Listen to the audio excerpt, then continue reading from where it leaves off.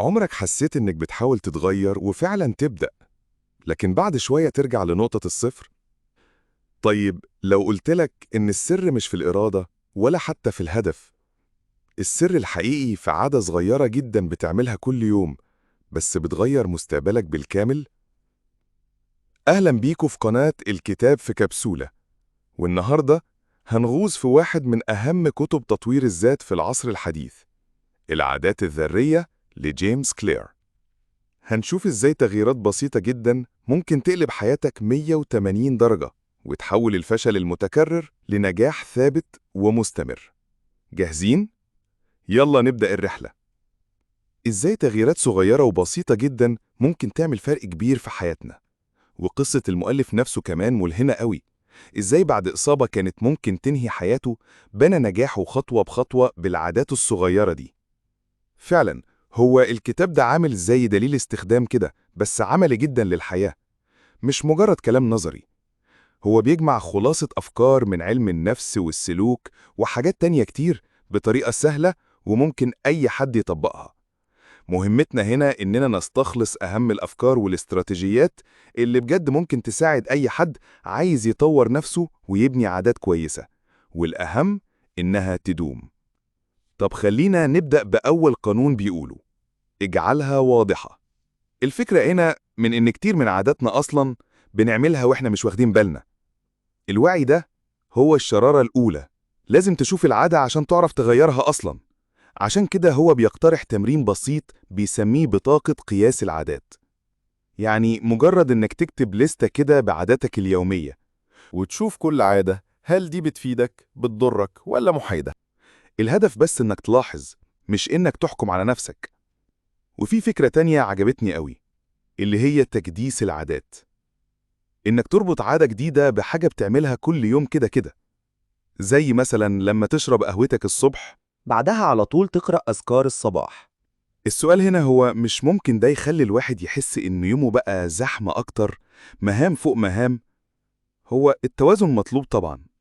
الفكرة مش في كتر المهام قد ما هي في ربطها ببعض بسلاسة. وده بيكمله بقى فكرة تصميم البيئة اللي حواليك. يعني تخلي الحاجات اللي بتفكرك بالعادات الكويسة واضحة قدامك. يعني مثلا تسيب كتاب عايز تقراه جنب السرير، أو تحضر لبس الجيم من بالليل. وفي نفس الوقت تصعب على نفسك الوصول للحاجات اللي بتشجع العادات الوحشة. تشيل الحلويات من قدامك مثلا. يعني بتخلي الاختيار الصح هو الأسهل والبديهي. نروح للقانون التاني: اجعلها جذابة. الجاذبية.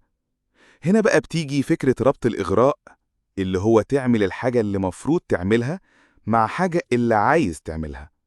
زي مثلا مش هتفرج على المسلسل اللي بحبه إلا وأنا بتمرن على المشاية. بتستخدم الرغبة لصالحك. وفي عامل تاني قوي هنا، اللي هو التأكيد الاجتماعي. يعني الناس اللي حوالينا، احنا بنميل طبيعيا إننا نقلد سلوكيات 3 دوائر: القريبين مننا قوي، والأغلبية اللي في مجتمعنا وثقافتنا، والناس الناجحة أو اللي شايفينهم قدوة. فلما تحيط نفسك بناس العادة الكويسة دي هي الطبيعة بتاعهم، العادة دي بتبقى بالنسبة لك جذابة أكتر وعايز تعمل زيهم. طب ده يوصلنا للقانون الثالث. اجعلها سهلة. أسهل قانون يمكن، بس مهم جدا. طبيعتنا كبشر بتميل لقانون أقل مجهود. مش بالضرورة كسل، قد ما هي كفاءة. مخنا بيحاول يوفر طاقة. فعشان كده كلما قللت الخطوات أو الصعوبة المرتبطة بالعادة، كل ما زاد احتمال إنك تلتزم بيها. يعني لو عايز تروح الجيم الصبح، تحضر شنطتك من بالليل. وهنا بقى تيجي أهمية قاعدة الدقيقتين. دي ممتازة للبدايات، إنك تبدأ بأصغر شكل ممكن للعادة. عايز تقرأ أكتر؟ اقرأ صفحة واحدة بس كل يوم. الهدف بس إنك تبني عادة الفعل نفسه، عادة البدء. وده بيثبت إن التكرار في الأول أهم بكتير من المدة أو من الكمال. المهم تبني المسار العصبي للعادة دي في مخك. طيب، عملنا عادة واضحة وجذابة وسهلة. إيه بقى اللي يخلينا نستمر عليها؟ وده القانون الرابع: اجعلها مرضية. الرضا الفوري دي نقطة مهمة قوي.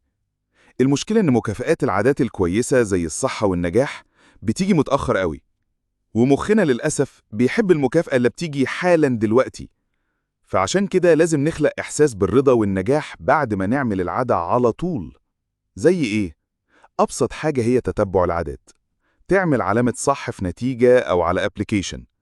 عشان الإحساس الصغير ده بتاع الإنجاز بيخلي المخ عايز يكرر الموضوع تاني. فكرة بسيطة بس فعالة. لما يكون في شريك متابعة، ده بيخليك لو ما التزمتش تحس بمسؤولية اجتماعية فورية، فده بيخلي الاستمرار أسهل وأكثر إرضاءً.